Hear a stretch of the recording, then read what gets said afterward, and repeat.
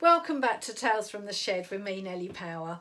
Now, Tales from the Shed are normally stories of my everyday life, that of a Victorian diva living in a shed on her own in lockdown. But we're being a bit more community minded today, because today the British Music Hall Society have a whole day of celebration online about music hall and variety theatre. Check it out, hashtag Music Hall Variety Day. It's brilliant. There's loads of stuff going on. I can't believe the amount of people who are actually getting involved in this. It's like being backstage at Sadler's Wells, I tell you. I'm bumping into everyone in my front room, of course, on the PC, but I'm still seeing everyone putting their live shows up. We've got concerts being live streamed. We've got recordings of stuff and videos. There's people sharing programs and posters of things they've seen or been in. It's absolutely brilliant. So check it out. There'll be something that you like the look of. So back to me. Music hall, Nelly Power, huge star, sang a very famous song. It went like this. The boy I love is up in the gallery. The boy I love is looking down at me. There he is, can't you see, waving his handkerchief, as merry as a robin who sits in a tree. Well, I bet you weren't expecting that, were you? Because you would have thought that Ms Lloyd made that song famous. Well, you would be wrong, because Ms Lloyd nicked it from me, who it was written for, and the song made her famous. So there. I'll tell you a bit more about that later. But I've decided what I'm going to do today is talk to you about Ms Lloyd and not about myself, because, well, her life is very interesting and she is very famous. And the whole point of today is to also honour, apart from the tradition of music hall, it's honouring the memory of the wonderful Roy Hudd, who left us recently. And Roy Hudd, apart from being a walking encyclopedia about music hall, well, he was just such a kind and generous man. It just, the right thing to do seems to say nice things about someone you might necessarily have a bit of a grudge against. Anyway, Ms Lloyd, here we go. So Ms Lloyd, possibly, relatively speaking, the biggest star this country has ever known.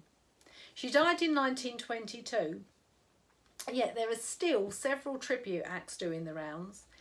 There's films made about her, there is a musical made about her. A few people haven't heard at least one of her songs. Now, her world didn't contain electric light for much of her career. There were certainly no video cameras.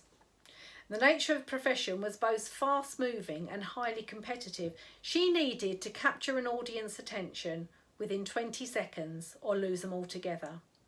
So to pay tribute to Mari and all our other fellow artists who had to live in the same conditions, there's no flashy presentations, no costumes, scenery, no Zoom backgrounds going on here. As Mari did, I want you to suspend disbelief. Use your imagination. Travel back in the time machine of your own home to the good old days of music hall. Very Jack and Ori this, isn't it? So, imagine first you're at the Middlesex Theatre, Drury Lane. Mari's coming on at 9:15. She's come straight from an 8:15 show at the Empire, Leicester Square, and she started her evening's work at Sadler's Wells in Islington at 7:30. When she's done at the Middlesex, she's going to open in Belmont's Hackney at 9:40, and an hour later, her last show of the night will be at the Paragon in Mile End. She'll perform a 10 to 15 minute act at each venue. There's no specific set or stage design for her. She'll change costumes in the cab en route to the next show. The cab is horse-drawn, and the time between shows is tight, so Mari likely runs straight from the cab onto the stage and does her turn while the cab's waiting outside to take her to the next venue. The audience are raucous and they're unforgiving and probably very drunk. So the fact that this tiny woman, barely 5 feet tall in her stocking feet, can gain and hold their attention is due to sheer force of will and what can only be called star quality. So, who is this Ms Lloyd? Well, she was born Matilda Rose Victoria Wood actually, in Hoxton. She's the eldest of 9 children. Mother was a dressmaker and her father was a flower artificial flower maker, and he worked as a waiter as well at the Eagle Tavern in Islington, which had the music hall attached to it. And it was there that Mari made her solo debut. Before that, she'd done a little term with her sisters. They called themselves the Fairy Bells when they were kids, and used to go around the missions and doss houses in the East End performing temperance songs all about the evils of the demon drink.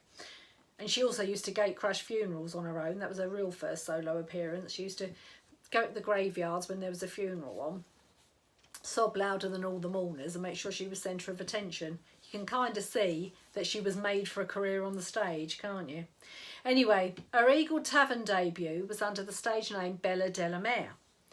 And she was no shrinking violet, that's for sure, and no scruples about using other artists' songs to advance her career. So as well as nicking The Boy I Love's Up in the Gallery from me, she also purloined in Those Good Old Days from poor old Jessie Acton. Now this was much more serious then than doing a cover version of something is now, because the successful song would be weeks and weeks of bookings for us, so we'd all guard our own songs jealously. So The Boy I Love Is Up in the Gallery shot Mari to stratospheric fame. Yeah, she might have sung it well, but the key to this was that she got her brother John to sit up in the balcony and wave handkerchief when she asked him to, for dramatic effect. So everyone remembered it. They said, oh, wasn't it lovely? End of story. She was a star. I was forgotten. Anyway, wasn't long before she then changed her name to something a bit more memorable. Mari, rhyming with starry, and Lloyd, well, that was everywhere. So that was really a familiar name to punters on the street. There was Lloyd's newspapers, soap, biscuits, matchboxes, I think. So she really had a good eye for marketing and publicity. She would have been a real PR guru today. Would have made the most of social media. In fact, today's music hall on Variety Day, she would have loved that. She would have been all over it.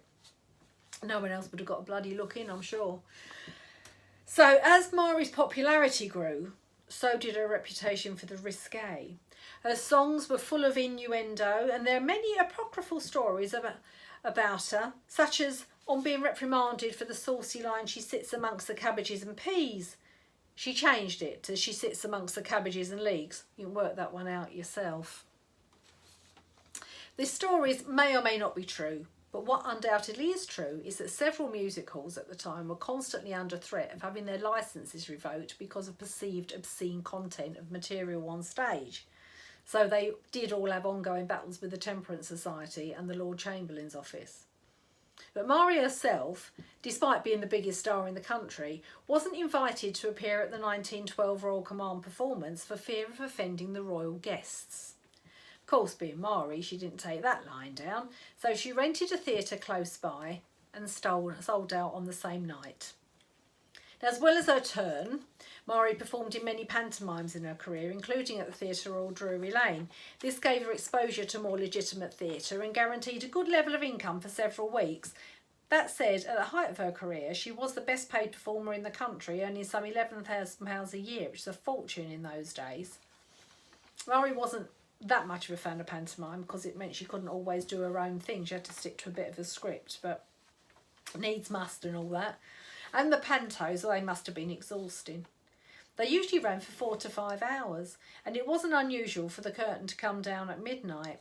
The storyline tended to be lost amongst a number of speciality acts, and very often they'd weave in 3 or 4 different fairy stories or nursery rhymes just to make matters even more confusing. No one knew exactly where the plot was going at all. The shows were not about plot, in fact. They were about spectacle. As an illustration of this, on one occasion, when Mari was playing Principal Boy at the Shakespeare Theatre in Liverpool, the set designer was called on stage to take a curtain call on 3 separate occasions during one performance. Mari was a star worldwide. She toured Europe, the USA and Africa, and her act was particularly popular in Paris, the city where she shared a reputation for being risque and on the edge of good taste. Her domestic life, sadly, was not as successful as her career. Having fallen pregnant at the age of 17, she married Percy Courtney, who was a ticket tout and stage door Johnny. Marriage wasn't happy. Mari went back to work as soon as she could after having her baby.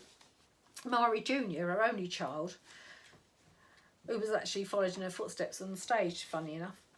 And Mari became the main breadwinner in the family. Percy was a violent drunk and resentful of his dependency on his wife. He was the cause of several ugly scenes backstage at various theatres and eventually sued Mari for divorce when she began an affair with the singer Alec Hurley. Alec was a support turn to Mari, both in the UK and on a tour of the USA. He too resented Mari's star status though and felt that his career was being sidelined by her and he turned to drink. Mari then began an affair with the jockey Bernard Dillon, with whom she lived as Mrs Dillon. Hurley began divorce proceedings, but he died before it could be finalised. Dillon and Mari, in the meantime, had been refused entry to America because they were travelling as husband and wife without actually being married. He was charged under the White Slave Act, and Mari was charged with being a passive agent. Subsequently, though, they were granted entry on condition that they lived apart. It wasn't an auspicious start to what was not a successful trip. The tour was not good. Despite being popular with the public, reviews weren't favourable, and the Cockney idiom wasn't understood by many of her audiences. Several performances had to be cancelled due to what she called illness, but that was mainly the effects of the violence from her husband. Still, they were officially married in Portland, Oregon, but the physical abuse continued and Mari turned to the ruinous drink soon after. They divorced in 1920. Despite earning a comparative fortune, Mari had been overly generous to her family and friends and always lived beyond her means. Between 1920 and her death in 1922, she continued to work, but her appearances were increasingly erratic. She'd been snubbed again by the Royal Variety Show in 1919, and her physical and mental health were in decline, as were her finances. By 1922, she had moved in with her sister in order to save money. It was during this time that she collapsed on stage while singing "I'm One of the Ruins That Cromwell Knocked About a Bit," to the amusement of the audience, who all thought it was part of the act. It was far from an amusing episode, but Mari was determined to keep working. The following week, she was found in severe pain in her dressing room at the Alhambra Theatre, and she died of kidney and heart failure 3 days later at the age of just 52. Mari Lloyd's funeral was attended by some 50,000 people, and the floral tributes took 4 hours to unload, but Mari had died penniless. She was a powerhouse of an entertainer who kept going to the end, and she is actually deserving of the fond memory in which she's still held. You've got to hand it to her. She was a good one. That's our Mari Lloyd. Enjoy the rest of your day with the British Music Hall Society and the Music Hall and Variety Day. #Music Hall Variety Day. Bye.